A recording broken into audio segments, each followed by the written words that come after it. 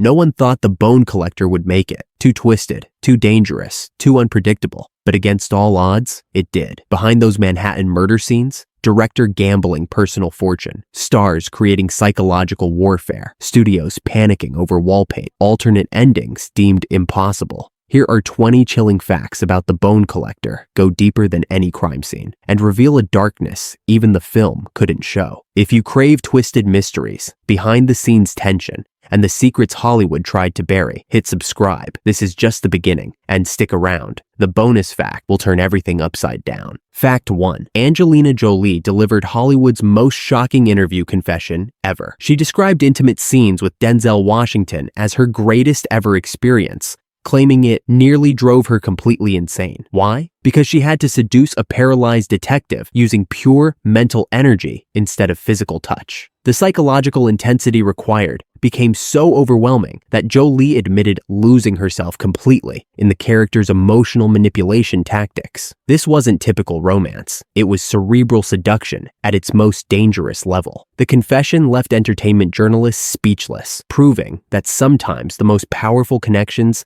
happen without any physical contact whatsoever. Jolie's vulnerability about the experience revealed how method acting can push performers into genuinely uncharted psychological territory. Well, you can't force me to take this assignment. I can.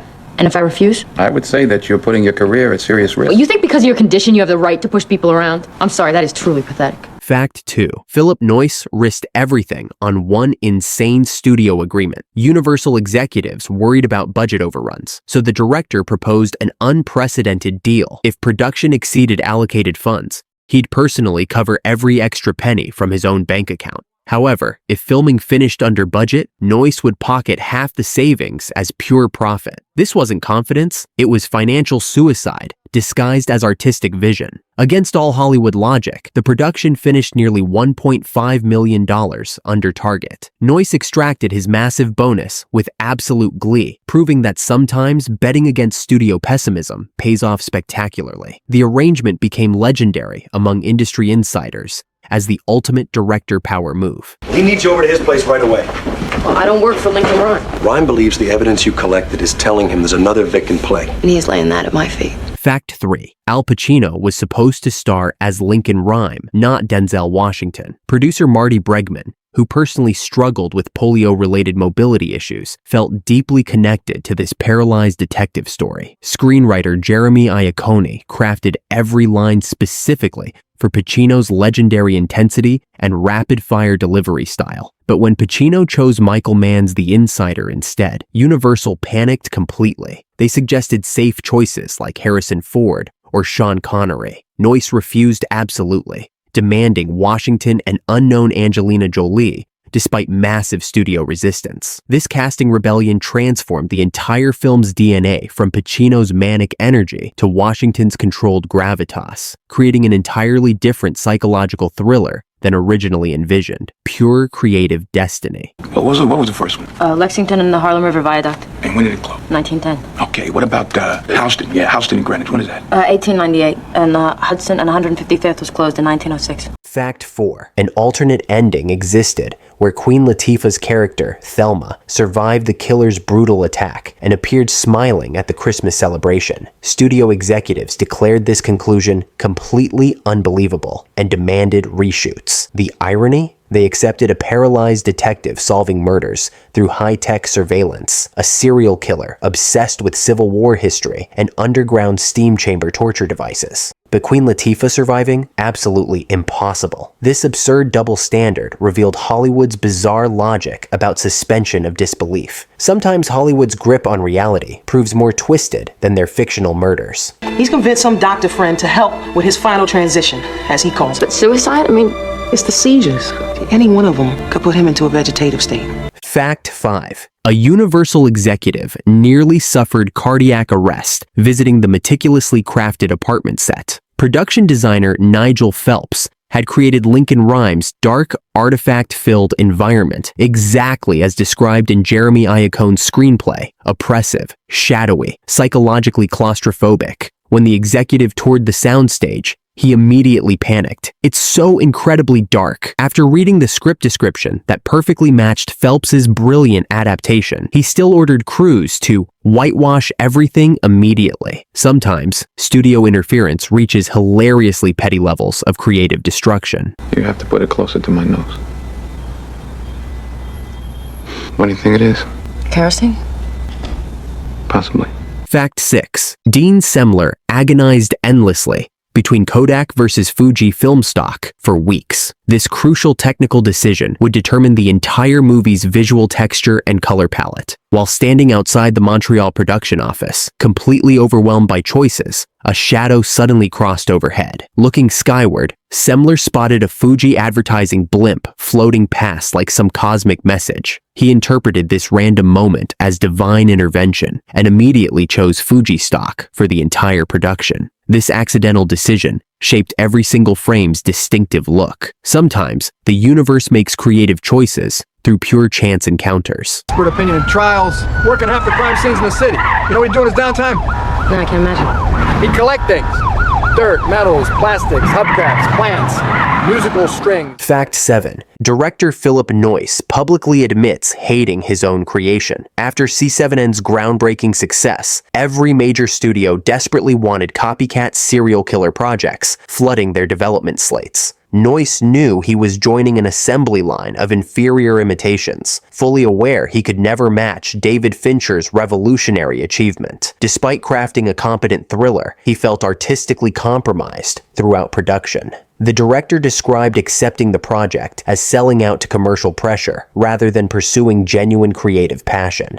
Noyce's candid admission proves that even successful filmmakers sometimes regret profitable decisions that compromise their artistic integrity. And I, for one, am not taking a heat for that. You understand? Call Ortiz. Tell him and his crew to vacate Grimes' place now, tonight. Excuse me, but the victim was already dead when we arrived. Fact 8. Amelia's surname transformation from Sachs to Donaghy happened because studio executives feared unintentional sexual innuendo. The original character name came directly from Jeffrey Deaver's acclaimed source novel, but filmmakers worried audiences might subconsciously hear sex instead of sax. This paranoid decision demonstrates Hollywood's obsessive concern about subliminal audience reactions to seemingly innocent character names. The change required script revisions, new dialogue recording, and character background adjustments throughout production. Ironically, a film featuring graphic torture murders, underground steam chambers, and psychological manipulation got sanitized over a pronunciation fear. Sometimes studio anxiety about audience perception reaches absolutely ridiculous extremes that overshadow actual content concerns. I expect to see you again. Boy Cheney, huh? Grab the ball with both hands, scored one for the other team. I can't really comment at the time. Yeah, well, I tried to warn him that the perp was too smart to leave a print. Fact 9.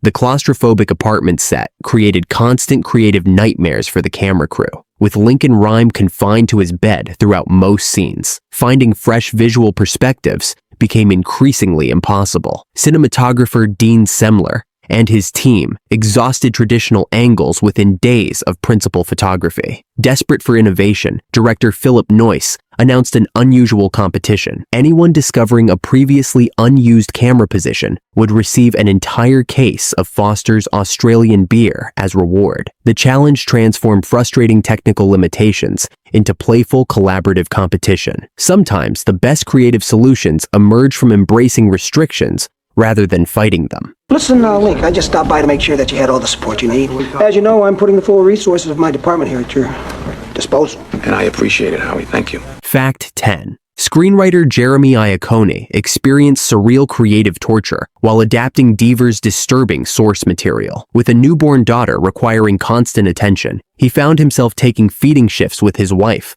while simultaneously crafting notes about heinous murder sequences. Picture this: tender parental moments, interrupted by brainstorming sessions about underground torture chambers and Civil War-obsessed serial killers. Iacone described the jarring experience as processing dark material during precious family bonding time. This bizarre juxtaposition perfectly captures the absurd realities of Hollywood creative work, where professional obligations often clash dramatically with personal life's most sacred moments. Do you know what happens to a cop in jail? Do you? Every day, every single day, over and over, I was brutalized. I became a human toilet because of your expert opinion. Well, you will never point the finger of blame at anyone ever again. Fact 11. The production invested in unprecedented research authenticity during a rare 2-week rehearsal period. Director Noyce brought real quadriplegics, actual New York City beat officers, and legitimate forensic experts to consult on technical accuracy. This extraordinary preparation seemed excessive for what was essentially a commercial popcorn thriller, riding Seven's coattails. But the commitment to realism created genuine dramatic weight that elevated typical genre material. The research sessions helped Denzel Washington develop authentic paralysis portrayal techniques while giving Angelina Jolie realistic police procedural knowledge. This unusual dedication to factual accuracy in a fictional thriller demonstrates how serious filmmaking can transform shallow material into something genuinely compelling. Sometimes investing in truth makes fantasy more believable. Wouldn't be a surprise if you knew. Oh, I'm sorry, Amelia. This is my sister, Janine, her family. Amelia? Yeah, no, hi. You know. We've met on the phone. How you doing? Fact 12. Director Philip Noyce inserted himself into his own regretted project through a sneaky bookstore cameo. Around the film's 90-minute mark, viewers can spot him browsing books while Angelina Jolie enters the shop. The irony cuts deep. A director who openly despises his own creation literally appears within that same creation. The cameo wasn't planned initially, but emerged during editing, as Noyce realized he needed an extra background performer. Sometimes creative compromise leads to accidentally profound statements about artistic frustration. The bookstore setting adds extra symbolism about seeking knowledge within regrettable circumstances. Man, you just keep charging at walls, don't you? Stubbornness is something we both share. You know, they say, genetically speaking, that we come into this world with a preordained destiny. I don't believe it, though. Fact 13. Despite being quintessentially New York-based, the majority of filming occurred in Montreal, Canada. Only external establishing shots captured actual Manhattan locations, while crucial apartment sequences happened on Canadian sound stages. This geographic deception created logistical nightmares for maintaining visual continuity between real New York City exteriors and fake Montreal interiors. Production crews had to meticulously match lighting, architecture, and atmospheric details to sell the illusion. The budget-driven decision meant that Lincoln Rhymes' high-tech apartment, the film's primary location, was actually hundreds of miles from its supposed setting. This classic Hollywood geographic substitution proves that movie magic often involves massive geographical lies that audiences never question. Can I help you? I called before about turn-of-the-century crime books. Around the corner. Help yourself.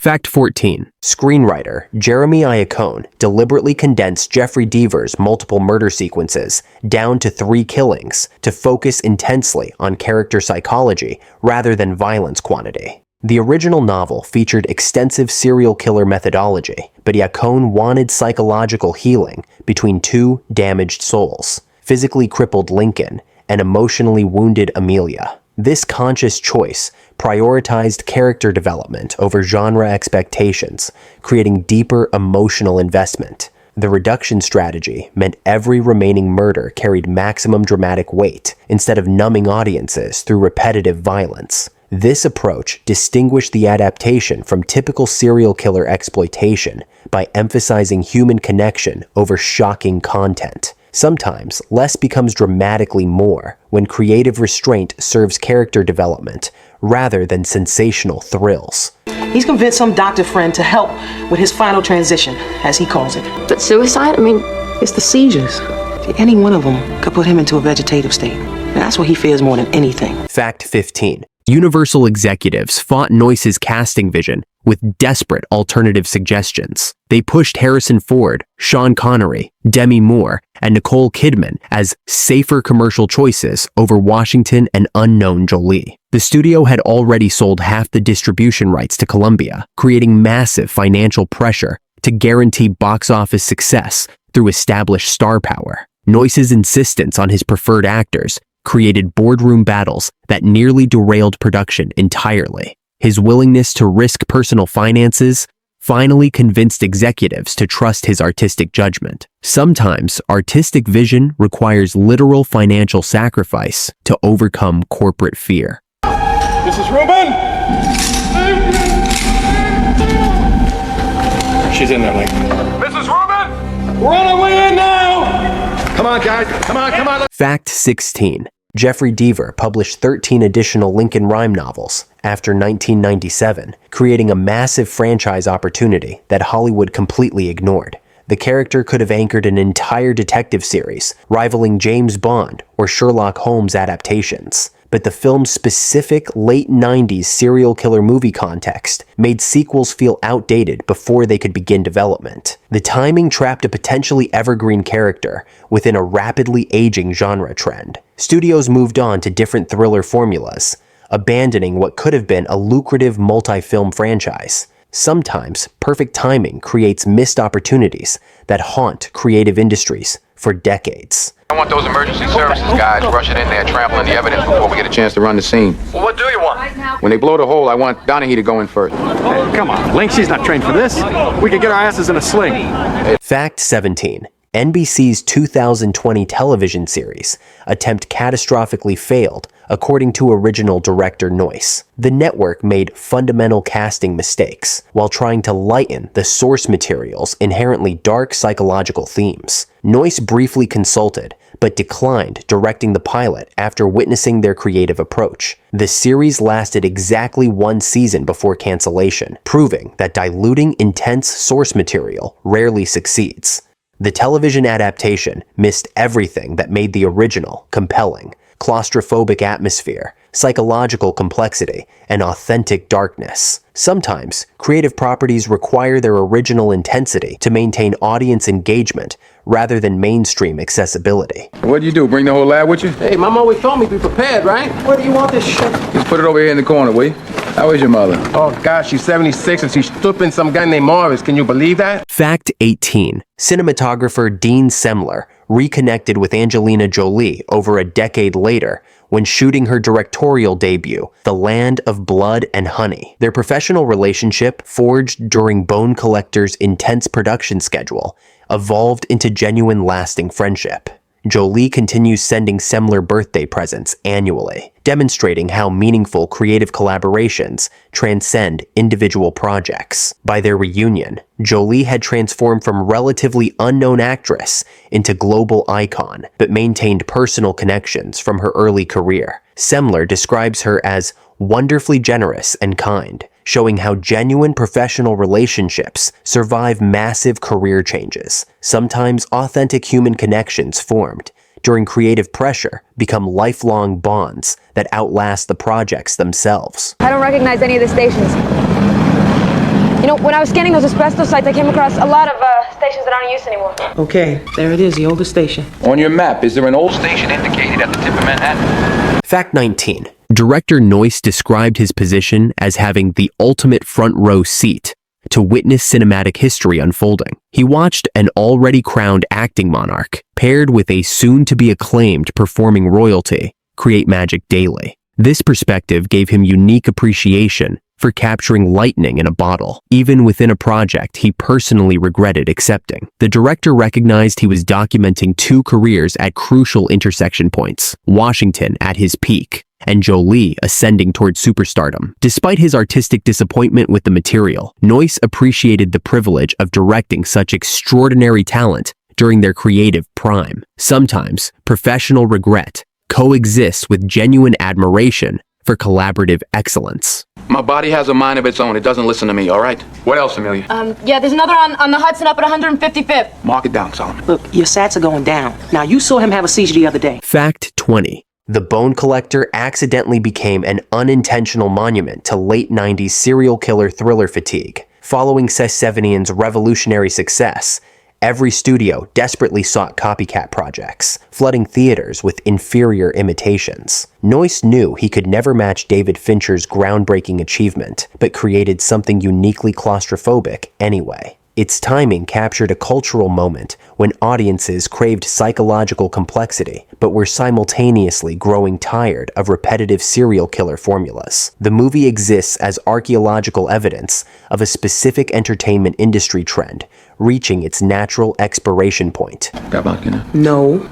And you ain't getting any either. All right, I'll let you guys talk. So, Link, you can imagine how much sleep I've gotten the past few days considering your request. It's funny, since I made my decision, I've been sleeping like a baby. Fact 21. An alternate conclusion featured Queen Latifah's character, Thelma, surviving the killer's vicious attack and appearing joyfully at the Christmas celebration. Studio executives deemed this ending completely unbelievable and demanded reshoots immediately. The supreme irony? They accepted paralyzed detectives solving murders through advanced surveillance technology, underground steam chamber torture devices, and Civil War-obsessed serial killers. But Queen Latifah surviving? Absolutely impossible. This ridiculous double standard revealed Hollywood's bizarre logic about audience suspension of disbelief. The scrapped footage showed Thelma injured but triumphant, which test audiences apparently found too unrealistic. Sometimes studio executives' grip on reality proves more twisted than their fictional murder plots. These revelations prove The Bone Collector was equally twisted behind cameras as on screen. Directors gambling fortunes, stars creating psychological warfare,